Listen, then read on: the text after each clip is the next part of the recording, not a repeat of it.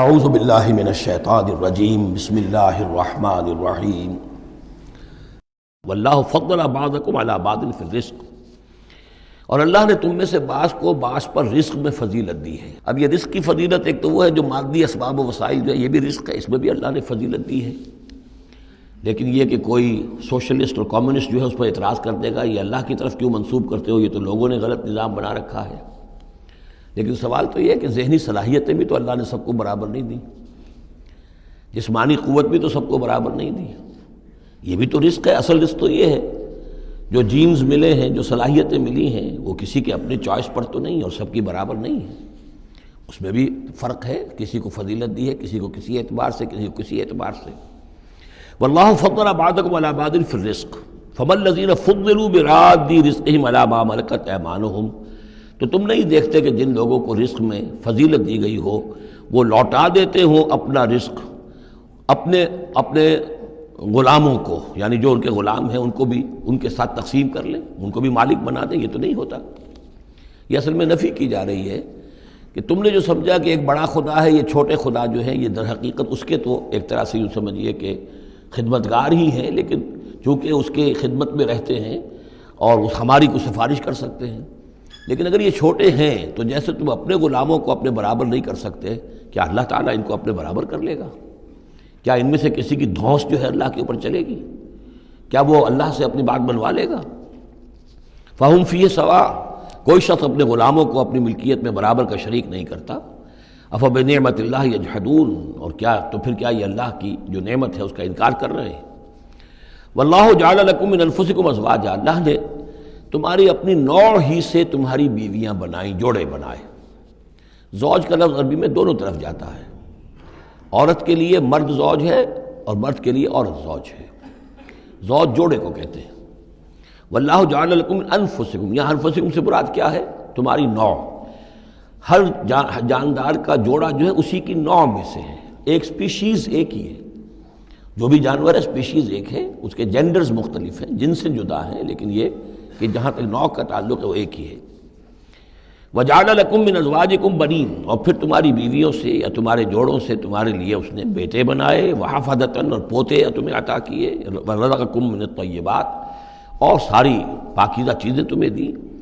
أَفَبِالْبَاطِلِ يُؤْمِنُونَ وَبِنِعْمَةِ اللَّهِ هُمْ يَكْفُرُونَ، یہ نعمت کا لفظ دیکھیے بار بار اس صورت میں آ رہا ہے۔ تو کیا یہ باطل پر ایمان رکھتے ہیں اور اللہ تعالیٰ کی نعمت کا انکار کرتے ہیں، کفران نعمت کرتے ہیں؟ وَيَعْبُدُونَ مِن دُونِ اللَّهِ مَا لَا يَمْلِكُ لَهُمْ رِزْقًا مِّنَ السَّمَاوَاتِ وَالْأَرْضِ شَيْئًا، اور یہ پوج رہے ہیں اللہ کو چھوڑ کر ان چیزوں کو جنہیں کوئی اختیار نہیں ہے ان کے لیے کسی رزق کا، نہ آسمانوں سے نہ زمین سے۔ وَلَا يَسْتَطِيعُونَ، نہ اس کی قدرت رکھتے ہیں۔ یہ ذہن میں رکھیے کہ یہ جو مشرکین عرب تھے اپنے ایام جاہلیت میں بھی تلبیہ جو پڑھتے تھے، لبیک اللہم لبیک لبیک لا شریک لک لبیک، تو اس میں موجود تھا لا شریک لک لبیک الا شریکا تملکہ وما ملک،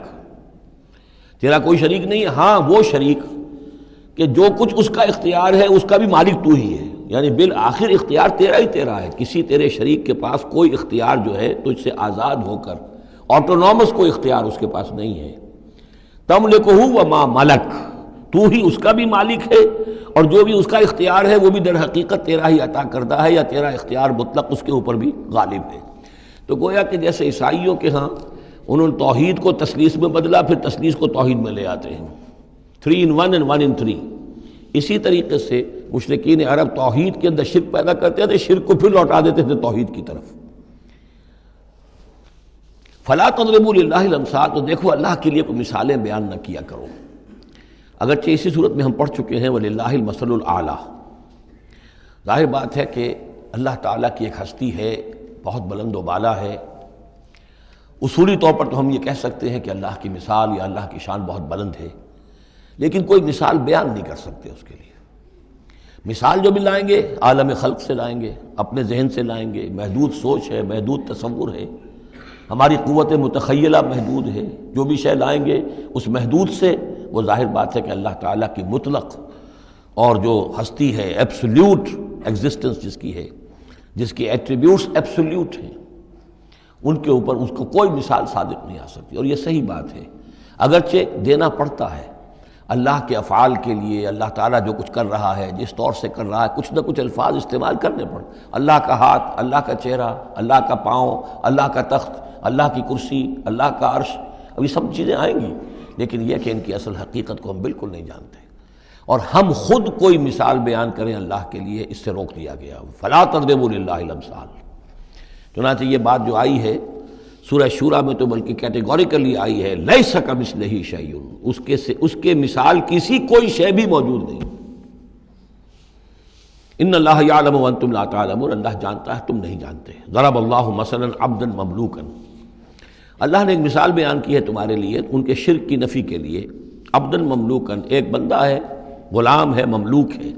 لا یقدر علی شیء،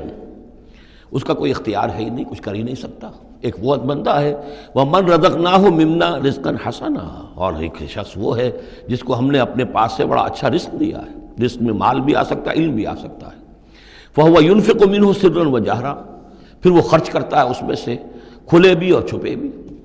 یعنی مال بھی خرچ کر رہا ہے، اگر علم دیا ہے تو علم تقسیم کر رہا ہے، لوگوں کو پہنچا رہا ہے، تعلیم دے رہا ہے، تلقین کر رہا ہے، نصیحت کر رہا ہے۔ هل يستوون، کیا یہ برابر ہو جائیں گے؟ الحمدللہ، کل تعریف اور شکر اللہ کے لیے ہے، بل اکثرہم لا یعلمون، لیکن اکثریت جو ہے علم نہیں رکھتی۔ یعنی اللہ کے ایک وہ بندے ہیں کہ جو اس کے کام میں لگے ہوئے ہیں، امر بالمعروف نہی عن المنکر کر رہے ہیں، علم پھیلا رہے ہیں، یا اللہ نے مال دیا ہے تو اس کے دین کے لیے خرچ کر رہے ہیں، یا ابنائے نو میں سے جو لوگ ضرورت مند ہیں، محتاج ہیں، ان کو دے رہے ہیں، اور ایک وہ ہے کہ جس کے ہاتھ میں کچھ ہے ہی نہیں، اختیار ہی نہیں ہے، وہ کچھ کر ہی نہیں سکتا، تو یہ برابر کیسے ہو جائے گا؟ ضرب اللہ مثلا رجلین، اب اللہ نے ایک دو اور انسانوں کی مثال بیان کی۔ احدہما ابکم لا یقدر علی شیء وہو کل علی مولاه، ایک شخص کے دو غلام ہیں، ایک جو ہے ان میں سے وہ گونگا ہے اور وہ کسی کام کی صلاحیت نہیں رکھتا، اور وہ تو اپنے آقا کے اوپر بوجھ بنا ہوا ہے، روٹی تو توڑتا ہے، کھانا تو کھاتا ہے، اس میں صلاحیت کوئی ہے ہی نہیں، کوئی کام کر نہیں سکتا۔ غلام جو لوگ ہوتے تھے آقاؤں کے، وہ کما کے بھی لاتے تھے اور ان کی کمائی سے جو ہے وہ لوگ پھر عیش کرتے تھے، لیکن ایک غلام ایسا ہے، نکما ہے، ابکم لا یقدر علی شیء وہو کل علی مولاه اینما یوجہہ لا یأتی بخیر، جہاں کہیں بھی وہ آقا اس کو بھیجتا ہے وہ کوئی خیر لے کر نہیں آتا، نہ کوئی نفع کی بات، نہ کوئی نفع۔ حل یستوی ہوا، کیا برابر ہوگا وہ بندہ، وہ غلام، ومن یامر بالعدل،